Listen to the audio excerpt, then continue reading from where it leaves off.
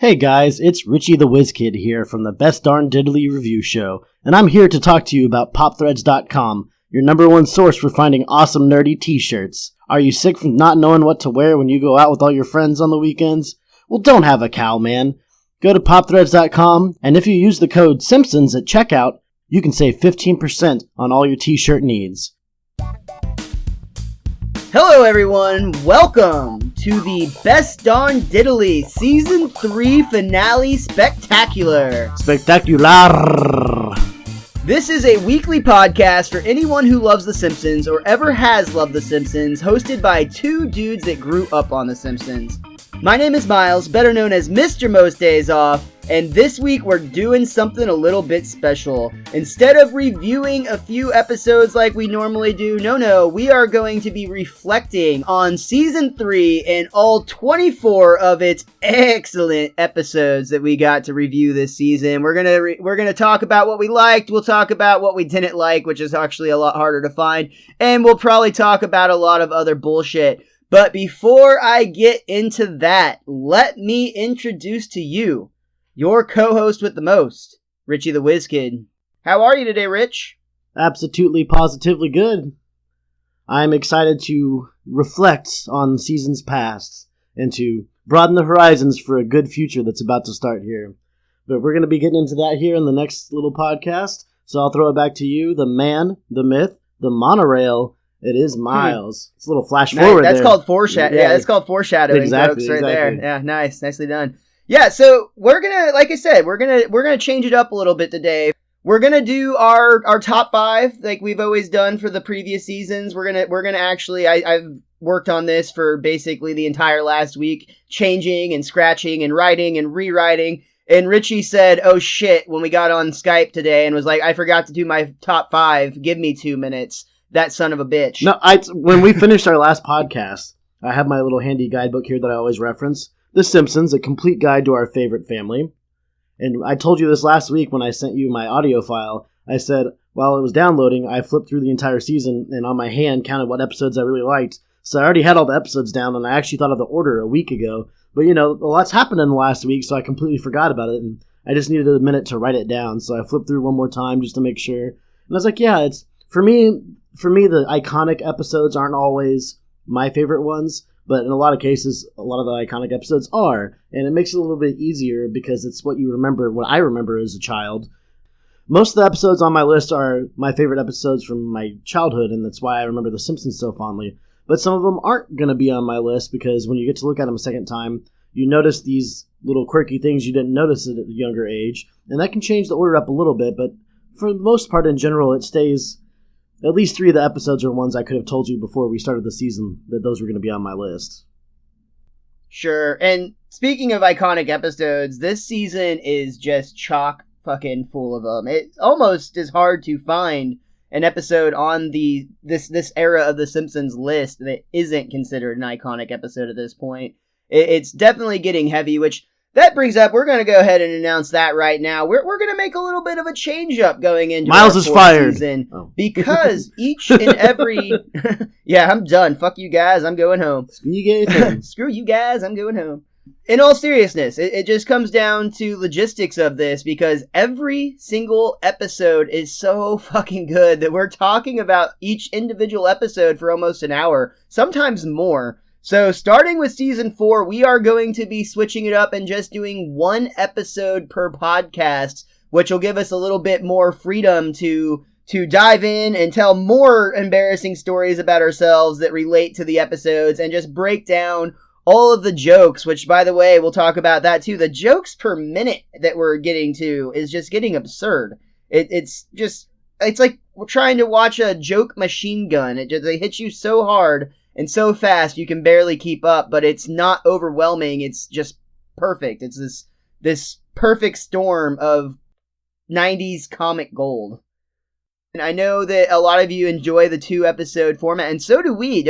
We might go back to it at some point, but at least for the next season or so, we are just getting to so many good episodes. I mean, Christ, what do we have coming up here, Rich? We've got, one of the all-time favorites is the monorail. Absolutely. That one is going to be so much fun. Camp Krusty, you just recently got the Camp Bart shirt from popthreads.com, which, by the way, use the discount code Simpsons to save 15% at checkout. And I wear the shit out of those shirts. I also have the Beer Baron shirt. Both of them great shirts. Yeah, I've got the Coming Up Millhouse. I've got the Choo Choo Choos, and I always have more in my want list, just waiting for the next opportunity to get one for my wife or friends as a gift, because they're great. I love them. Oh, and they and while we're plugging the shit out of them, they also have, Nickelodeon movies, other TV shows, pro wrestling, a bunch of cool shit that if you're into anything nerdy, they probably have a shirt you're gonna like. But moving on, season 4, we've got Homer the Heretic. Homer the Heretic is a good one. Itchy and Scratchy, the movie? Are you kidding me? Yes. Hell yeah. One of the worst punishments that I could imagine as a child. That one's going to be tough. Mr. Plow. We're going to have to get our Mr. What's that name? Name again is Mr. Plow. Is Mr. Nash. Oh, wait, sorry. I even like the other flashback, Lisa's first word. I like Homer's triple bypass. I love Lisa. We just talked about I choose you. It's going to come to that.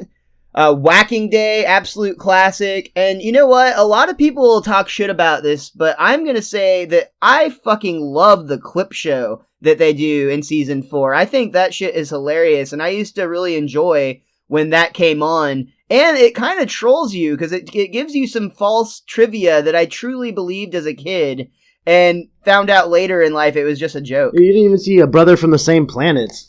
I love you, Pepsi. I mean, Peppy. I didn't. You're right. I missed that. But that's the point. Is I just casually scrolled through the list, and those just jumped off the page. But there wasn't a single episode on that list that I wasn't excited for. And to some extent, I think that started here in season 3. A lot of Simpsons fans agree that season 3 is the official start of what is considered the golden age.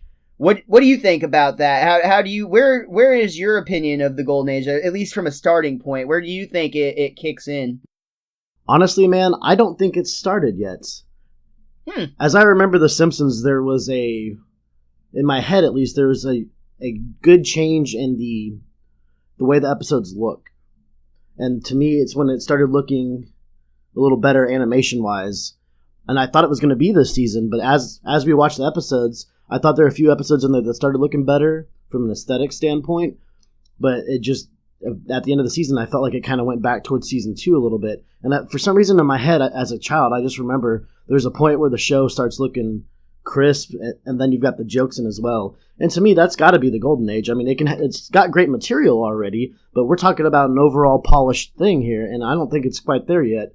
Again, I told you, I flipped through my guidebook to look at all the episodes for season 3, and I counted about 5 or 6 episodes that I thought were great. See, when I did my list, I got 11 that I was in consideration for my top 5 list. That was how hard I had to. I had 11 names for 5 spots. Yeah, but still have 6 on my list. I'm working through as we talk about this. We'll save it for later, but when we actually get there, I'll have to put one on the chopping block. Well, you would start every podcast out saying, like, these are a couple of 2 more great episodes, like, every week. And to me, it's like, I just don't feel like, I feel like we're on the cusp, but we're just not quite there. And if all the episodes we were just reading on season 4 are as good as I remember them, then that might be the starting point for me, is season 4. I totally see your point when it comes to the animation, where it definitely gets a little bit crisper, and I think will get a little bit crisper to come. However, I actually am in the opposite school of thought of you in this case. I'm one of the people that thinks that season 2 is actually the start of the golden age, and it just squeaks in. I'll totally admit it is just barely reaching over the bar. But when I look back and I think about episodes like Bart Gets an F, or One Fish, Two Fish, Blowfish, Bluefish, and episodes of like that, to me, have to be part of that golden age. And that's why it makes it into part of the cut. Though I totally admit that, one, season 2 wasn't as heavy of, like, where every episode felt like a classic. There's definitely some in between that didn't have as much of a nostalgia draw to me. And I'll also admit that if you're one of the people that thinks the golden age doesn't start until all of the side characters kind of get more established, like we've talked about even recently, Ralph isn't always Ralph. Wiggum isn't always Wiggum yet. there's moments where they're there, but they haven't really concretely set themselves as the characters that we know and love. And if you're one of the people that bases your opinion of the Golden Age on when that begins, then obviously my season 2 is disqualified. But I think if we're just talking about classic episodes, you've got to include season 2 in the start. And season 3, I honestly can't understand how you could exclude this one with some of the episodes we've got on this one. I mean, just for Flaming Moe's and Homer at the Bat alone, I think this one deserves to be in the Golden Age. Yeah, but see, if I use that mentality, then I could say that every season deserves to be in the Golden Age, because even in season 1, I mean, the first Sideshow Bob episode, like, it's such an iconic and great episode, and if you gotta... And that's the last episode of the first season, so if any episode of the first season was to squeak in, that would be the one. But I think that's where the bar is actually drawn between. But it's just, it sounds like we're stretching it. Bart gets an F. We're stretching it. Bart Gets an F comes back, though, and it looks like a completely different show, and it, in a lot of ways is. And I enjoyed reviewing it, especially with Mr. Clickstein, but it's just, to me, Bart Gets an F has never been on any top episode list of mine ever. Like, it's one of the ones that I don't like watching because I saw it so much as a child. I had VHS tapes, I think, of the first 2 seasons. So I'd seen it so many times that it just doesn't do anything for me. And a lot of it is because of the animation. I'm somebody that likes to see the enhancement of it over time. Well, nowadays it's different because everything's on computers now, so everything can look crisp with high definition.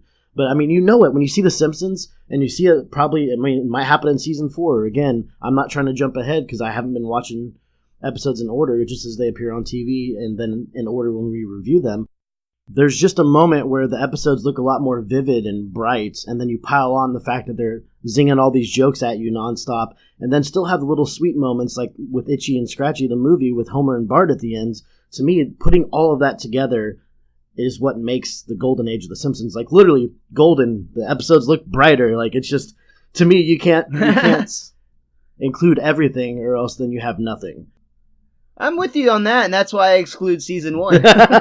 I'm not dogging you because I know how much you loved season 2. I'm just saying, like, for me, that's just how I feel about it. And I want to also stress that we both read what people say online. We know everyone says it's season 3, but we're here to review these episodes the way that we want to review them. So if we offend anybody by not including season 3 or by including season 2, well, that's tough and you're going to have to deal with it. But this is just the two of us talking about it. For fuck's sake, we do a podcast about The Simpsons. I don't think when we're talking about The Simpsons that we should really be offending anybody. Yeah, I'm just saying, like, we are aware of what the masses believe. But that doesn't mean we have to agree with them.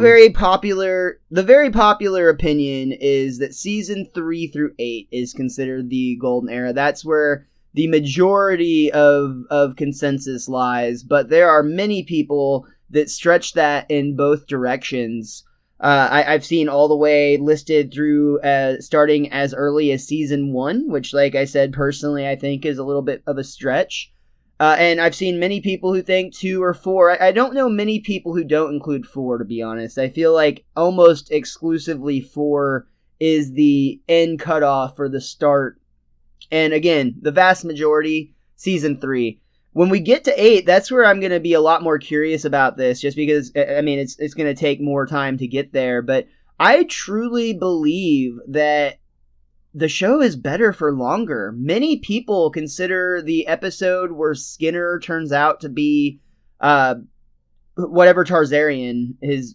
He's not really Skinner. He was switched in the war. There's a very popular opinion that specific episode is when the golden age of The Simpsons died. And apparently a lot of fans at the time were actually quite offended by that episode in the sense of like what it did to the character that they loved, and they just didn't appreciate being essentially hornswoggled like that. And I don't agree with that. I remember, and maybe it was an age thing, and you and I have talked about this off the air and watched a video about it and things like that, but I think both of us agree that we look back on that episode fondly. I actually have very warm memories of the episode where Skinner changes, and I cannot wait till we get to that point in the show. And like you said, I'm excited to go with this with an open mind all the way through, even into the dreaded teen seasons that people constantly say how terrible it is. Even though so far I've looked and I have not been able to find a single episode on IMDb with anything less than like a 6.7 rating or 6.5. It's somewhere right in the mid 6 range. And if that's the worst you've got in 30 freaking seasons, that's pretty goddamn impressive. Yeah, I think Boss Baby right now in the movie theaters is like at a 6.4 or 6.5. So, and that's the number one movie in America now, I believe. Well, it was the weekend it opened. You're right, and especially now this is weeks behind. But yeah, the week it opened, it was number one for 2 weeks at least, I think. So every Simpsons episode is reviewed better than that movie, and I honestly don't have much desire to see it.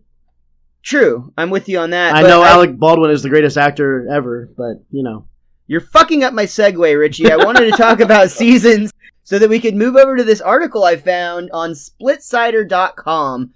I'll be honest, it was written all the way back in December of 2010 by Eric Voss, but it's the article is The Eras of The Simpsons by the Numbers. You can probably Google that and find it. I'll also tweet it out so you can see it that way. But it's a very interesting read, and what I'm going to talk about now, Richie and I both have this graph in front of us that actually breaks down the jokes per minute through the first 12 seasons of The Simpsons, which almost exclusively covers whatever you consider the golden age to be, or at least close to it. And it's a really interesting concept because it actually, it even breaks it down further into the eras of The Simpsons by who the primary showrunner was. Did you read the article, Rich? Yes, I did. I actually, the showrunner part I thought was incredibly interesting. Just hearing how people in general responded to who was in charge. I found that very, very interesting to read. I don't want to dive all the way into it, but I do want to talk about at least the first few seasons here. We'll talk about it more when we get to the Best Darn Diddly Season 4 Finale Spectacular. Spectacular. But the first couple of seasons, Season 1 and 2 specifically, is the Sam Simon era.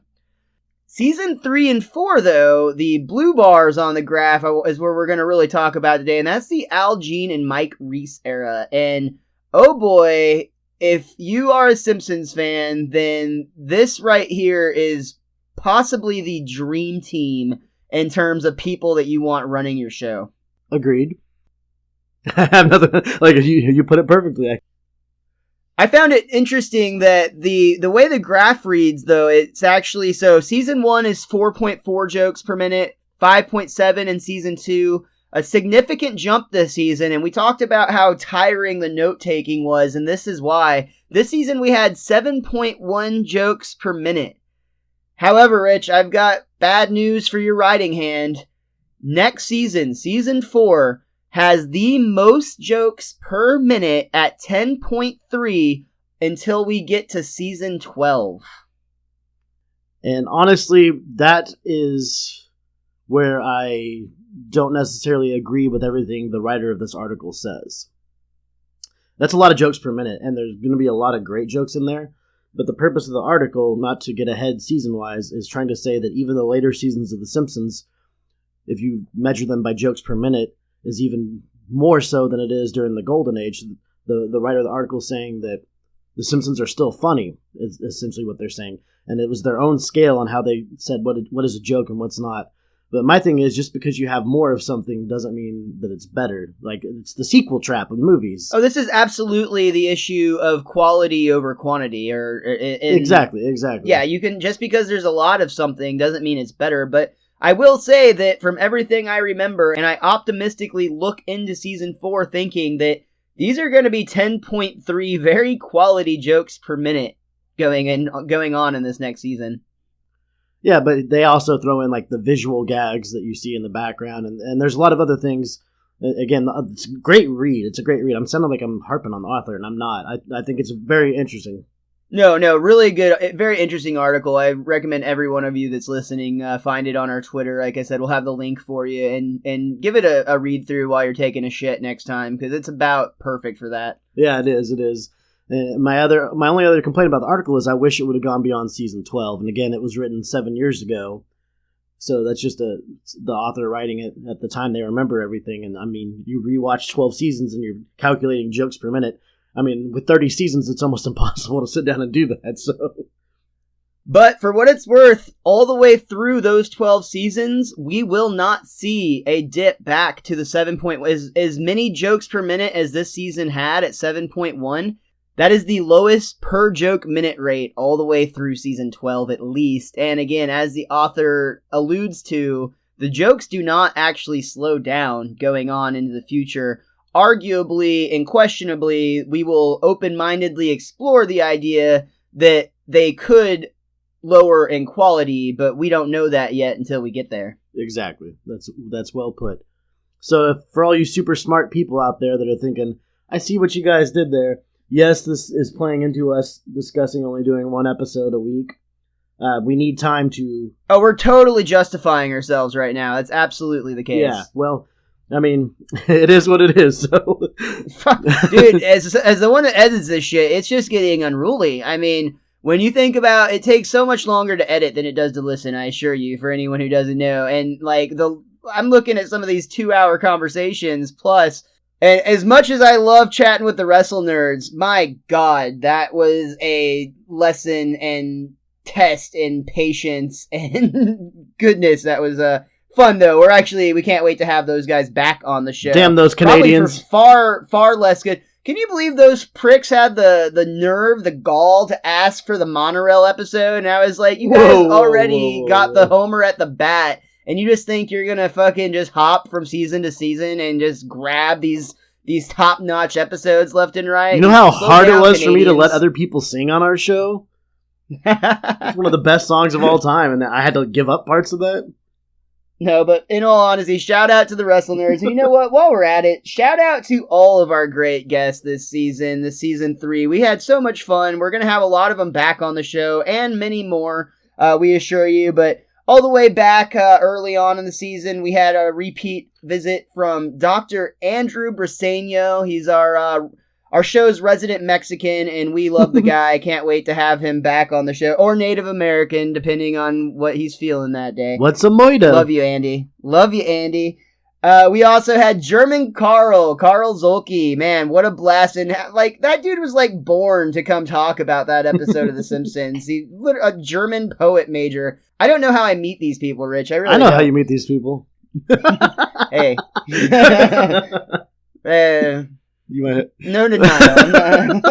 Did you just get uncomfortable? Oh, and last but very much not least, Toby from the Secret Transmission podcast. We're actually going to be having him and his lovely wife / co-host Kristen back on the show coming on in season 4. So we look forward to talking more Simpsons and more conspiracy theories. Woo. Well, you said Toby was last but not least, so that means there was a least on your list. So I wonder what that is. Oh, the Wrestle Nerds. Did I not make that clear? Oh, okay. Again, damn those Canadians. Love you guys. We'll be having some repeat guests. We'll be having some new guests. We'll talk about that later on, or maybe we'll leave some for the surprises. Who knows? But let's move on. If we didn't bore you by talking math, statistics, and bar graphs, then let's talk politics. Rich, did you know? First of all, this is old news, but it did happen during the recording of this season, so I think it's worth a revisit. There's a very popular thing going around on Instagram, on Twitter, I'm sure it's on the Facebook as well, but The Simpsons predicted Trump's presidency. That was a thing that happened. There was some eerie photographs. Did you see the one on the escalator? Yes. Oh man, that's actually kind of trippy with the way that like the guy was had a sign and it even was dropping paper in the same manner. Like there was some interesting things on that, but maybe they recreated it. I mean, Trump likes to spend all his time on Twitter, so maybe he saw that and was like, let's screw him over. Let's recreate it. It'll trip him out. I don't think he's that self-aware, honestly. But somebody in his campaign had to know about it. Like, somebody had to. And they're just like, hey, this will be funny, and I don't care about politics, really, so let's have fun. I don't honestly want to get too political. What I really want to talk about is not Trump's presidency. No. But in Simpsons lore, Rich, we know the president that comes after Donald Trump. Do you know who that person is? Who is that? It is none other than Lisa Simpson.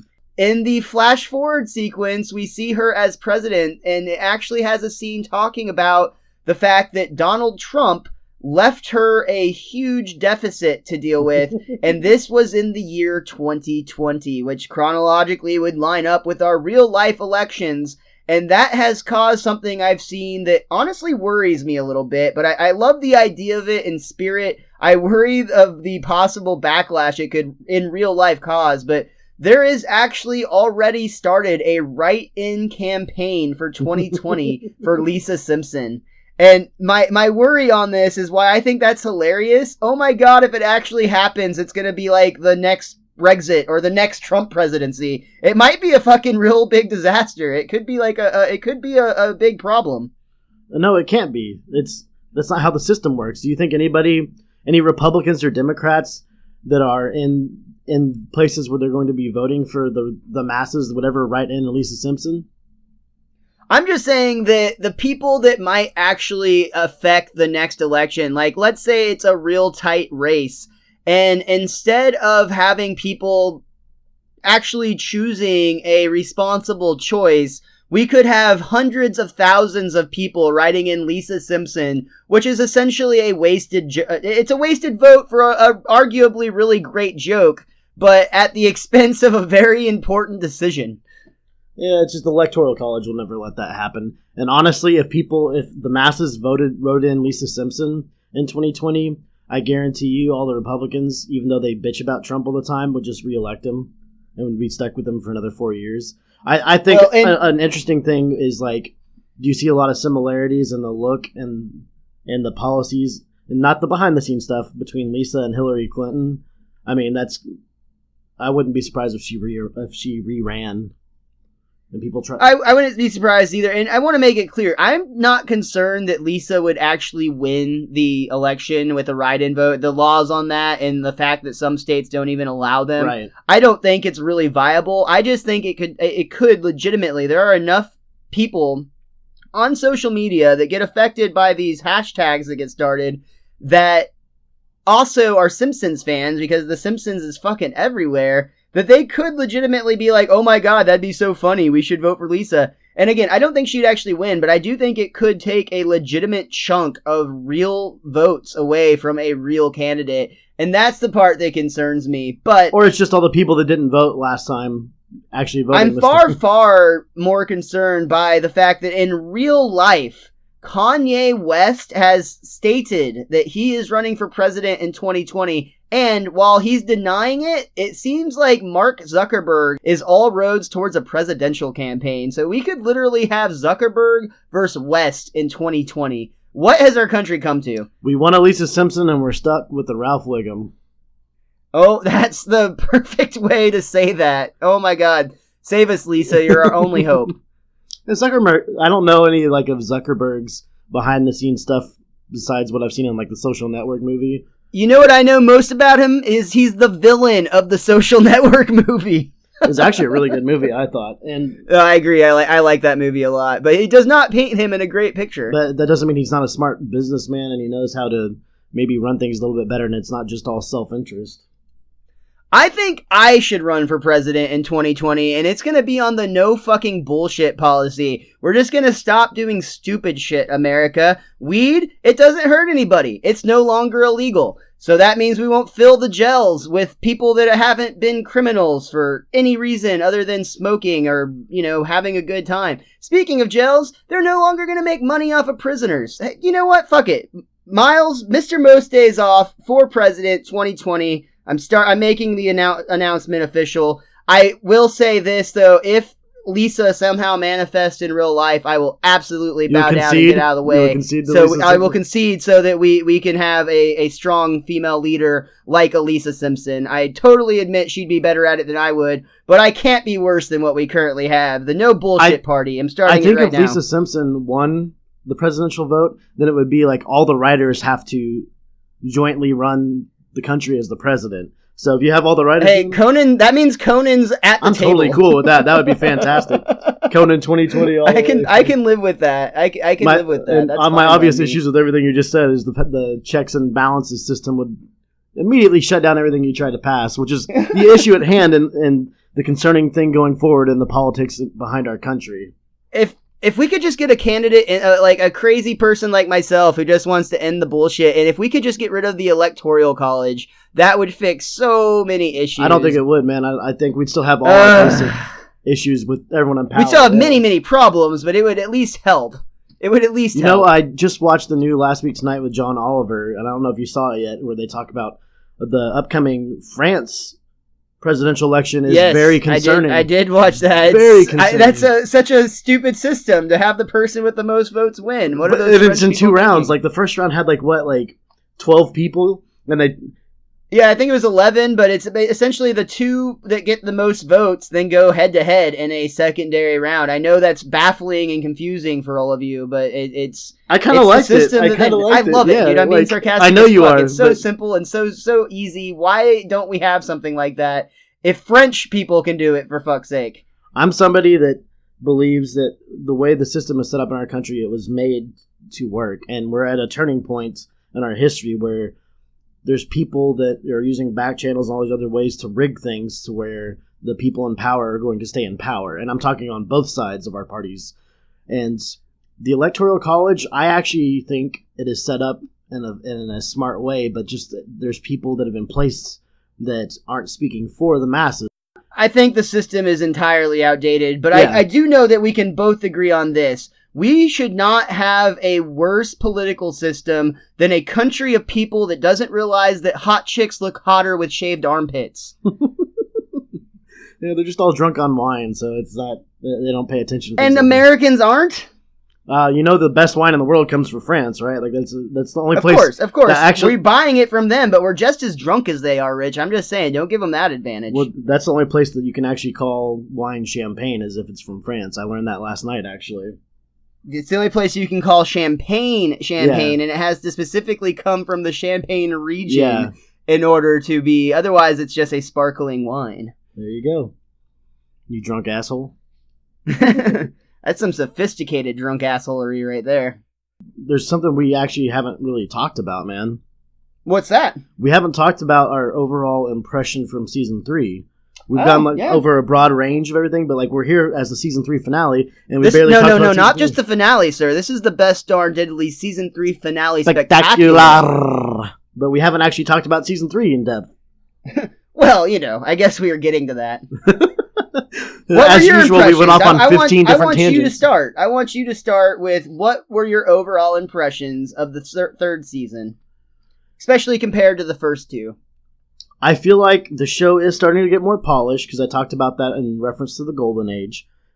I liked the season. I felt the overall impression of the episodes was much higher than the last 2 seasons. I still think it's not as high as I'm going to feel with next season.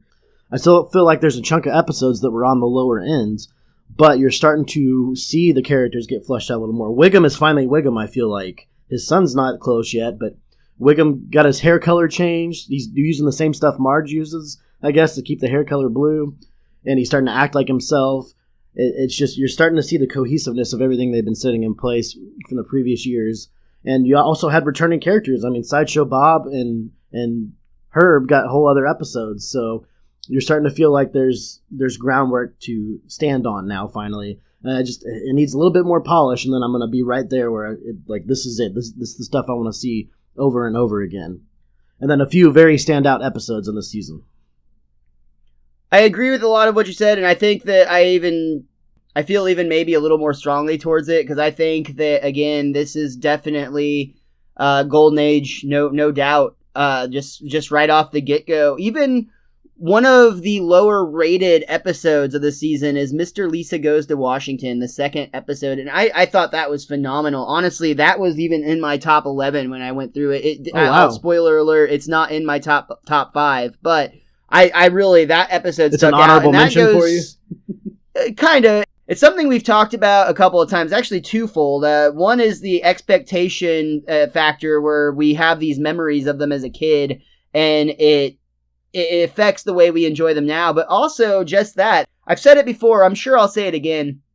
My favorite part of doing this podcast is getting to explore the difference in who I am now versus who I was as a kid based on those memories. So a lot of these episodes that I either loved or didn't love so much as a child, I come back and I revisit them now, and it's fascinating to me just to see how different my perception of them is based on my now different life experiences. And I think that speaks volumes to the Simpsons writing. I mean, look at how you feel today versus yesterday about Dog of Death.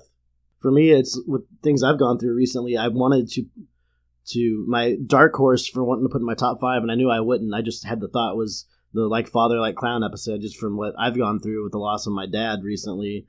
And it's just, like you said, man, that when I was younger, I always thought that episode was all right. But like going through what I've been through, watching that episode is so much more emotional about approval of father, which, throwing that out there, that makes it sound bad. My dad always approved of me. My dad loved me very dearly. I don't want anybody to read into it because... No, everyone that knows you knows that for sure, man. I had a very close relationship with my father, and it was awesome. And that episode means so much more as an adult than it ever could as a child. I'm with you. So yeah, it's just it's going back season 3. It feels like they're just on the cusp for me watching these episodes. There's, I mean, the Indiana Jones opening from Bart's friend falls in love is an iconic Simpsons moment. That scene alone almost got it into my top 5. No bullshit. Just how much I love that scene. It's such a solid episode. I think I think we're dancing around it at this point. I think we should move on to our top 5. Actually, one other thing I want to say. What, you have more to say?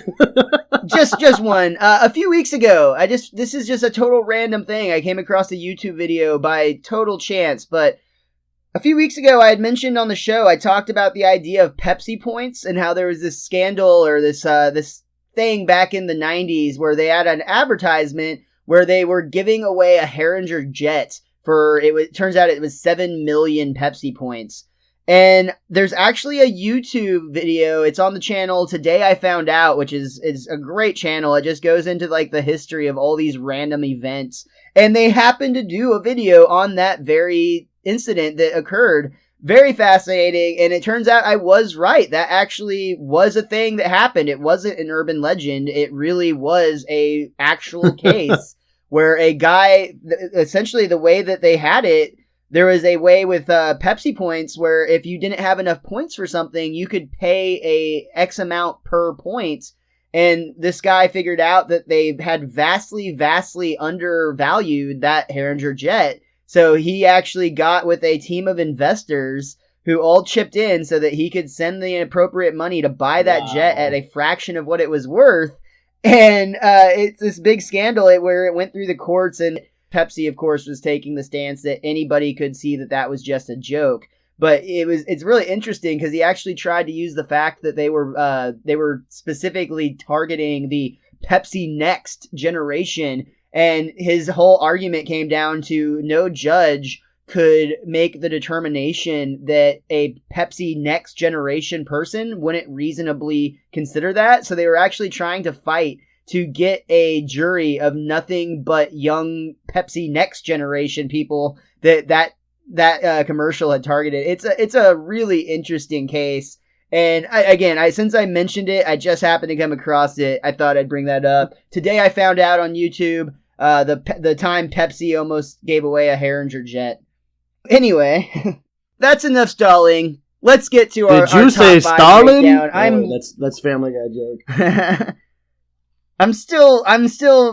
I started with 6 spots working for 5. Over the course of this podcast, I've added now a 7th that is trying to get its way onto this list. I'm the worst. So indecisive. And I have to start with number 5. That's actually the worst part because my top 3 are pretty locked in, frankly. I'm going to just make you do it so you have to stand by it. What is your number 5 episode, sir? I'm just going to announce every possible arrangement of 5. No, you got to just say what... It's honestly, man, like, your mind will change in the future, and you'll... But for the podcast, you have to know number 5. I do have to know number 5. And I'm probably going to kick myself because of the episode that's going to get booted. I really am. But my number 5, I think, is going to surprise you, Rich. All right, what is it? I'm going with Homer Defined. And that's the one where they kept doing. I really like the dictionary stuff they did in that one, where they kept changing the definition of Homer. And oh no, I pulled a Homer with Magic Johnson and everything. That the dictionary bit in particular was a big reason that it jumped into that 5 spot. When we were going back over the list just now, it's actually the one that wasn't anywhere in the top 6, and it just made that last minute dive. Kind of like Magic Johnson did when he made that game-winning layup and pulled a Homer. But yeah, just the whole pull the Homer, the dictionary bit, meeting the power plant manager from Shelbyville, just all of it was so cool. And the eeny meeny miny mo bit with him becoming a hero. It's just an episode that really stands out in my mind, especially on this review. One that I liked as a kid, liked even more as an adult. Honestly, that was my odd man out on my list, was that one. So we were right on the same lines on that. My number 5 episode, I had to include this one in the list, and that's why it hit the number 5 spot, was Bart the Murderer. It's Fat Tony. I mean, he's in here, and it's just a great episode. Like, you feel like Bart's in his own, and he could actually do this. Homer tries to go save him and ends up liking the place a lot because they let him win all the time at poker so that Bart can stay. The whole episode in general, I said it earlier when you brought up Andy, what's a moida? Like, it was just great, man. Absolutely. I concur with you on that for sure. Go ahead and you slide into your number 4. My number 4 episode was one that I always remembered fondly as a child, and I still enjoyed the episode, showing that Homer is a ladies' man. Colonel Homer was my number 4 episode. I think it's too much up there. Like, it makes you feel bad, makes you feel happy, you like the songs, and it shows Homer succeeding for a little while, which is something he doesn't always get to do. That is the one that was sitting on the bubble and just got bumped out. So I'm probably going to regret not having that on my list later, just because of how much I love that episode. It's so good. And even just some of the little bits with like the sign gags in that one. We talked about it with the trailer park having the countdown of their last tornado and all of the various things that Homer drives through on his way out to meet Lurleen. Just a classic. You're totally right. My number 4 is actually Bart the Lover, which I know is not a highly rated one according to IMDb, but I have a personal connection to this one. If you listen to our review of it, I told my yo-yo story as a kid. I love that this is the one that had the yo-yo team. That sequence right there really connected to me, both as a kid and as an adult, just from the nostalgia factor.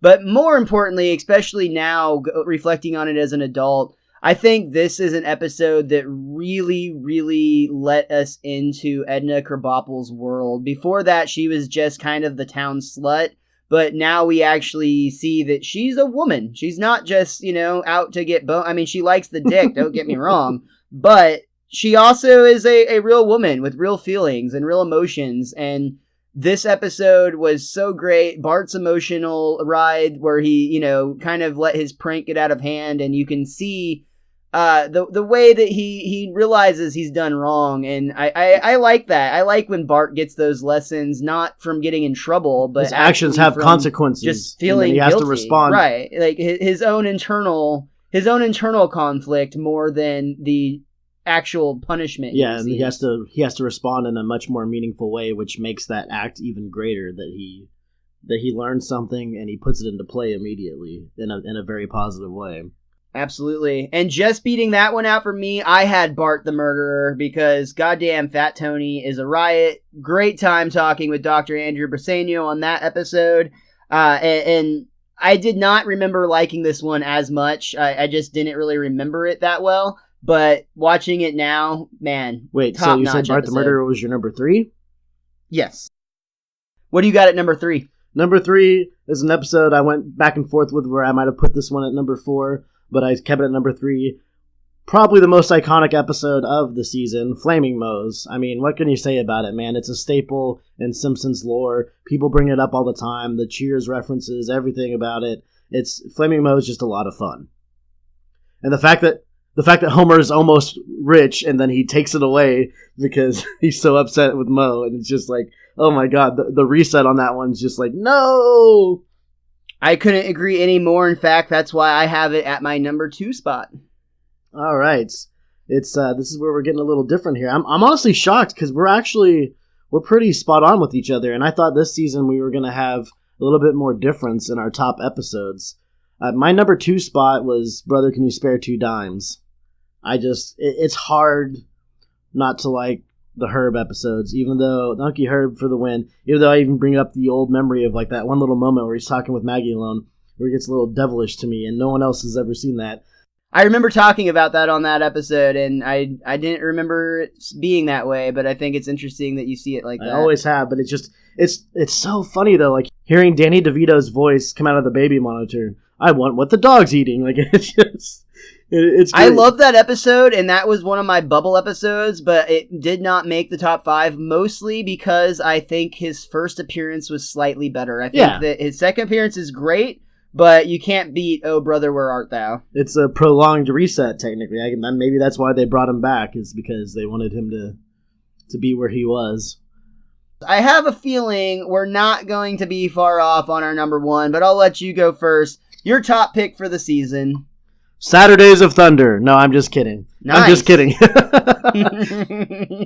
Just talking about the episode, I knew this episode would be in my top 5 when we were reviewing it, but after actually talking about it, and we had to watch it a couple extra times because of some technical issues, man, it's no fucking wrestling nerds. Yeah, wrestle nerds. It's no contest, man. There's absolutely no contest this season. Homer at the bat, number 1. Enough said. Yeah, I couldn't agree. It is also Homer, Ozzy, and the Straw for me. Just, it's too much fun, and I said enough said, but like, again, the more we get into The Simpsons, the more I think Mr. Burns might be the greatest character on the show. Like, he is so funny. I think that's a little too bold, but I love Mr. Burns nonetheless, and I do agree that I am getting jokes from him that I did not catch as a child. And just everything with him spouting with Don Mattingly about his sideburns and just everything in general.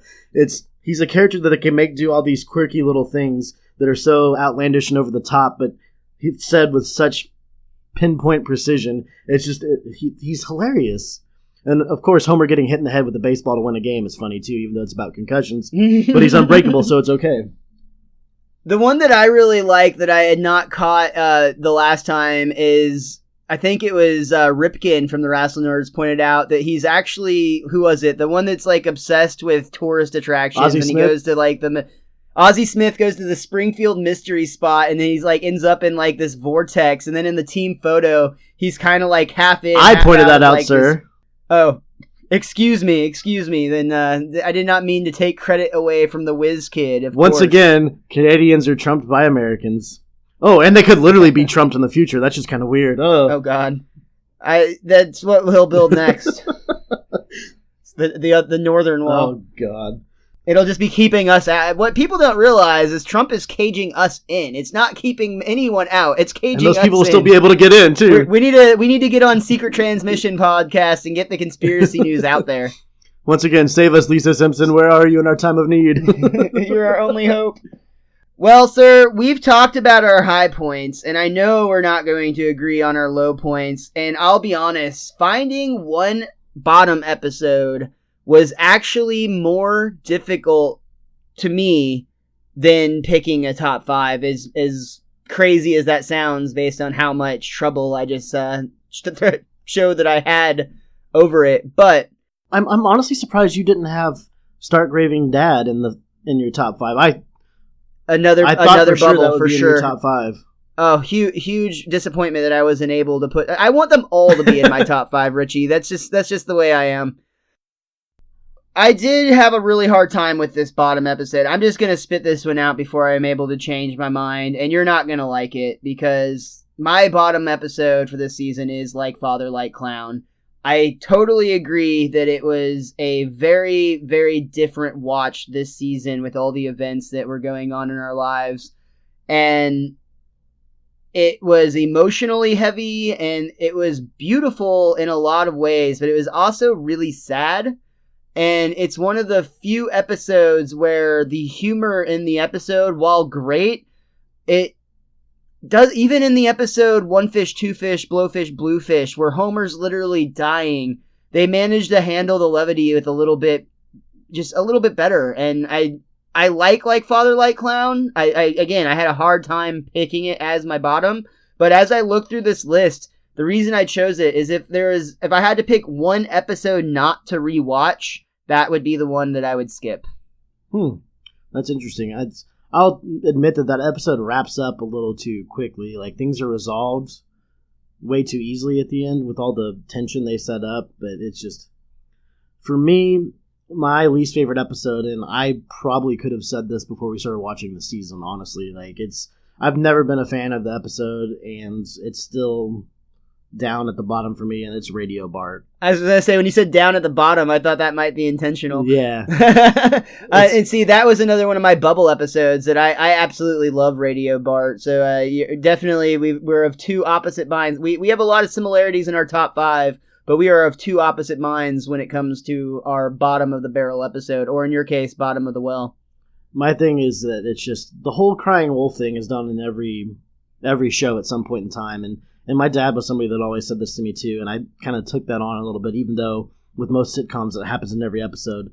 The whole crying wolf thing is just, like, Bart kind of learns a lesson in this one, but he still doesn't have to do any kind of change. He's pulled out by other means, and it's just, and again, it's just the whole storyline in that one just didn't do a whole lot for me, even before the crying wolf.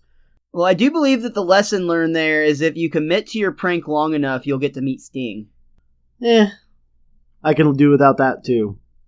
Well, if it were like the wrestler, like black and white makeup with a baseball bat and a trench coat, I would totally throw myself down a well. But I don't really need to meet the guy that sings Red Light District. I was literally about to ask you if you thought that was the same person. Turn off the red light. Roxanne. But yeah, just the episode does absolutely nothing for me. Fair enough. I like that one. So agree to disagree there for sure. With that said, I think that is going to end our Best Darn Diddly Season 3 Finale Spectacular. Spectacular. We have a lot of great things lined up for Season 4. Can't wait to get back for that. But first, Rich, before we get out of here, is there anything that you want to plug? As always, you can follow me on Twitter. I'm at @thewiz_kid23. While you're on Twitter, go ahead and go over to our show page at Best Darn Diddly, that's DIDDLY, and give us a follow on there as well.